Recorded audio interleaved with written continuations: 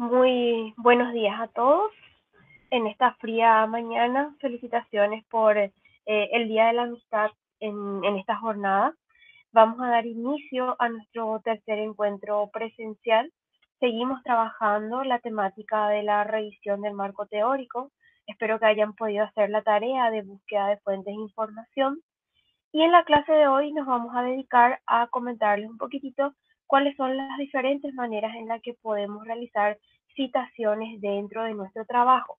Es decir, cuando ustedes ya encuentren esas diferentes fuentes de información, cómo la van a llevar de manera textualizada y correcta a la construcción de su marco teórico. Entonces, en el día de hoy, para todos quienes estén visualizando este video, estaremos hablando de la redacción de citas. Es importante que cuando estamos tomando la idea de un autor que ha sido también resultado de su punto de vista o de su proceso investigativo, por ética uno debe dar crédito siempre al trabajo de quien ha desarrollado la investigación o de quien expone los conceptos. Entonces siempre es muy importante hacer la citación en el texto. ¿Y cómo podemos redactar estas citaciones? Hay dos maneras y una de ellas es haciendo énfasis en el autor. ¿Cuándo se tiene una citación con énfasis en el autor? Cuando se inicia un párrafo o se inicia la redacción de ese párrafo con el nombre de la persona que ha escrito el documento en el cual nos basamos, seguido del año de publicación entre paréntesis. Aquí tenemos dos ejemplos, podemos directamente citar el apellido y el año de publicación o hacer referencia a estudios realizados o la investigación realizada por el apellido del autor y el año en el que fue publicado. También se puede citar haciendo énfasis en el texto. Una citación con énfasis en el texto es aquella en la cual se redacta el párrafo sin mencionar al autor, pero se indica al final del mismo este autor. Es decir, uno escribe la idea, puede incluir también las ideas propias, a eso vamos a conocer con el nombre de paráfrasis, utilizar las ideas y cambiar las palabras por sinónimos, y al final se hace mención del apellido del autor en el cual nos guiamos y el año en el cual ha publicado ya sea el libro, el artículo, el registro técnico en el cual nos estamos basando. Aquí podemos ver algunos ejemplos. Cuando la publicación del documento que nos estamos utilizando tiene un solo autor, se indica el apellido y el año de publicación entre paréntesis. Cuando tienes dos autores, vamos a citar los apellidos de los dos autores unidos por la conjunción y. No es el símbolo y, el símbolo que muchas veces vemos en algunas citaciones, sino vamos a utilizar la letra I o Y. Como vemos en el ejemplo, aquí Rodríguez y Salas, el año de publicación, si hacemos mención o énfasis en el autor, o al final si hacemos énfasis en el texto. Cuando tengo ya tres o más autores, solamente vamos a citar el apellido del primer autor que aparece en nuestro documento, artículo, libro o reporte técnico, seguido de la expresión latina et al, que nos indica y los otros. Ya sea énfasis en el autor o énfasis en el texto, siempre va a ir primer apellido, et al y año de publicación. En el caso de que yo esté basando la idea que estoy presentando en más de una publicación, la manera correcta de citarlo es: entre comas voy a separar las diferentes fuentes de información que me están dando la idea para la redacción de ese párrafo. Y aquí vemos el ejemplo. Me basé en Ruiz 1980, García y Sánchez 1992, Rojas 1996 y hago la mención correspondiente de la idea, construyo el párrafo. O cuando es con énfasis en el texto, entonces llevo al final, pero haciendo siempre mención a todas aquellas fuentes en las cuales me estuve basando. También puedo hacer indicación de la página cuando quiero dar un realce a lo que estoy exponiendo en mi texto.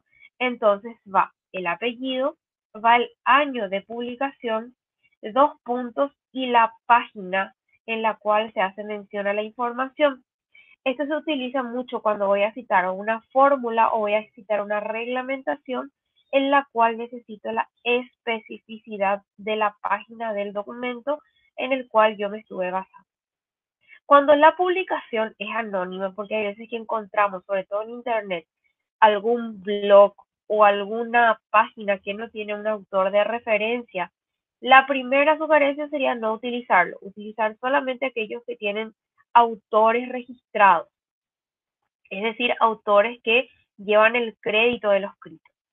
Pero en caso de que sea útil y necesito utilizar ese documento, ¿cómo lo voy a citar? Lo voy a citar por las dos primeras palabras del título. Es decir, si yo tengo un blog sobre usos del hormigón, pues pondré la citación usos del hormigón porque el del es una preposición, entonces se considera la frase usos del hormigón y el año que sí en Internet debe figurar de publicación de ese documento. Eso es para publicaciones anónimas. Cuando voy a trabajar con publicaciones sin fecha, hay veces que vamos a utilizar o un reporte técnico o un informe o una evaluación de impacto ambiental que se hizo para una obra, pero no me figura el año. Sí me figura quién lo hizo, ya sea el autor o los autores, pero no tiene el año. Entonces ahí vamos a usar la abreviatura S.F. que me indica sin fecha.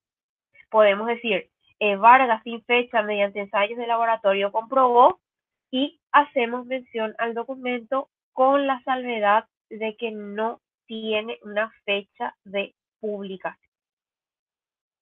¿Y cuáles son los diferentes tipos de cita que yo puedo incluir dentro de mi trabajo? El primero, y tal vez el más conocido, pero no el más recomendado, es la cita directa. La cita directa es cuando yo hago una copia literal de un texto, es decir, la copio tal y como está escrito en el documento original. Cuando tiendo a utilizar citas directas, cuando voy a citar leyes o decretos o reglamentos o una fórmula científica o una palabra de un autor que para mi investigación es relevante tal y como él la presenta. Cuando hago una cita directa, siempre tiene que ir entre comillas y tiene que estar destacada en el texto en párrafo propio, que es lo que vemos en esta imagen. Tiene que haber una sangría mayor en todo lo que es el documento de mi trabajo que me esté indicando que esta es una cita directa, es decir, que yo la transcribí tal y como se encontraba en el documento original. ¿Y qué exigen las citas directas? Hacer mención de la página en la cual se encuentra esa idea. Siempre mención de página en cita directa. ¿Cuál es la otra forma de hacer citas que es quizá la más utilizada? Es la cita indirecta, llamada también cita conceptual, que es cuando yo tengo una reproducción fiel de la idea del autor, pero no la transcribo tal y él como la dijo, la escribió o la dijo, sino que yo hago un cambio por sinónimos. Es muy importante el uso de sinónimos o la expresión con otras palabras, pero siempre respetando la idea del autor. Cuando yo hago citas indirectas o conceptuales es cuando menciono el apellido y el año de publicación. Si yo encuentro en un trabajo esta forma de citación dentro de todo el texto, asumo automáticamente que esa es una cita indirecta, es decir, que tiene ya palabras cambiadas dentro de la redacción.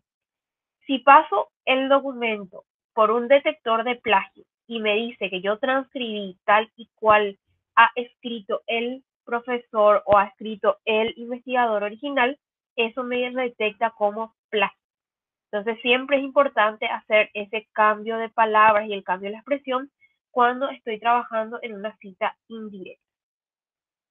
Y puedo tener también lo que sería una cita de citas. ¿Cuál es la cita de cita? Yo estoy muy interesada en un concepto, en una idea que presenta un autor, pero él cita a un autor previo. Es decir, yo estoy leyendo un documento en el cual el autor de eso está citando a, ejemplo, a Sánchez y Domínguez o a Sosa. Yo no pude, lo ideal sería buscar la fuente original, buscar el artículo que escribió Sosa, que es el que está siendo citado por Sánchez y Domínguez. Pero si no conseguí el documento original, yo puedo utilizar el documento en el cual encontré esa mención y cómo voy a expresar, cómo voy a escribir el apellido del autor del documento original, seguido de la frase citado por, y le siguen los apellidos de los autores del documento al que yo sí tengo acceso, que es el que hace la citación, que sería un ejemplo. Sosa citado por Sánchez y Domínguez y el año de publicación del autor que cita. Entonces es importante cuando no puedo acceder a la fuente original, pero en un escrito no se recomienda tener más de un 10% de citas. Lo ideal es acceder al documento original, ni más de un 10% de citas directas. Las citas directas son específicamente para aquellos conceptos, reglamentos o ideas que tienen que ser transcritas tal y cual la dijo el autor original. Para todo lo demás, se recomienda las citas indirectas correspondientes con su citación. Entonces, estas son unas indicaciones relacionadas con la redacción que ustedes están haciendo en el marco de lo que es la construcción de la revisión de literatura y del marco teórico. Vayan continuando con sus respectivos trabajos, teniendo en cuenta estas indicaciones, tanto la búsqueda de información que hablamos el jueves pasado, como las citaciones correspondientes que estamos hablando en este día. Por favor, vayan compartiendo conmigo en nuestra aula virtual los avances correspondientes también a esta revisión del marco de literatura o el marco teórico. El próximo jueves vamos a dedicar a hacer un compilado general de lo que estuvimos hablando hasta ahora sobre ideas de investigación, justificación, objetivos variables, y preciso que todos los grupos presenten su matriz metodológica. Tengo dos matrices metodológicas correspondientes a dos grupos, el grupo de Lucerito, Isa, Arturo y Gabriela, y el grupo de Marcos. Y Marcos sí necesitaría asegurar o aclarar cuáles son tus compañeros de grupo, para poder tener bien presente quiénes son los integrantes de cada uno de esos grupos. Vamos a hacer ese compilado general, una revisión general en vista a nuestra evaluación, a nuestra primera evaluación parcial virtual, que está fijada para la fecha 11 de agosto. Entonces, el próximo jueves hacemos ese compilado general de lo que vimos hasta aquí, en lo que sería un capítulo 1 de un proyecto de investigación, y también ya ver los avances del marco teórico. Voy a socializar en nuestra página de Classroom en estos días un proyecto que está muy bien redactado, o sea, está correctamente redactado, tiene todas las partes para que ustedes puedan utilizar o ver como guía cómo se plantearía ese proyecto de investigación, sobre todo atendiendo la parte metodológica, porque ya una vez que cerremos estas unidades correspondientes al capítulo 1, definición de la idea, justificación de la idea, identificación de objetivos y variables de estudio, así como el marco teórico, ya vamos a iniciar en el estudio de los componentes metodológicos, que serán nuestros paradigmas de investigación, tipos de estudio, método de recolección de datos y método de análisis de datos. Entonces, por favor, vayan avanzando con sus trabajos, vayan haciendo las lecturas correspondientes. Les socializo en el transcurso del día de hoy este trabajo, y cualquier consulta siempre está disponible en nuestro foro o cualquier medio de comunicación vía correo electrónico para ir aclarando dudas y ir viendo los avances de los trabajos de cada uno de ustedes. Éxitos a todos, que pasen un muy buen día de la amistad y nos encontramos el próximo jueves a la misma hora, a las 9 de la mañana. Éxitos y que tengan un muy buen día.